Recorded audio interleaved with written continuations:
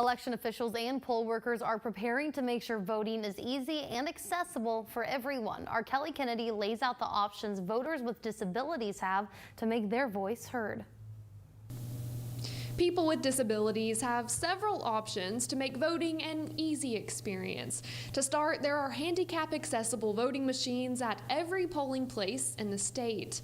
And this election, a new machine is being installed at every Madison County voting precinct to make voting even more accessible. This piece of technology is so advanced that someone that is disabled to the extent that they might be wheelchair bound, maybe they have to use a sip and puff device, they can actually connect that sip and puff device to this piece of equipment and mark that ballot without the assistance of anyone else. Voters who are disabled or over the age of 70 can move to the front of the line at their polling place.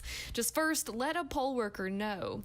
People can also ask for assistance from anyone at the polls. Our election workers are allowed to assist a voter if they are asked to assist. And we provide training to our election workers to do that properly and to ensure that whether it's reading something or they're making a selection for a voter, that they're informing the voter and that they give the voter an opportunity to check that everything is in fact correct. But you can choose to avoid going to the polls altogether on Election Day.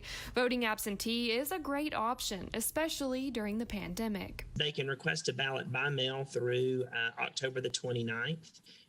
They can also come to the courthouse, and the same things apply. If someone's attained the age of 70 or they have any type of disability, they can move to the front of the line that exists at the courthouse. For how to request an absentee ballot, head to rocketcitynow.com.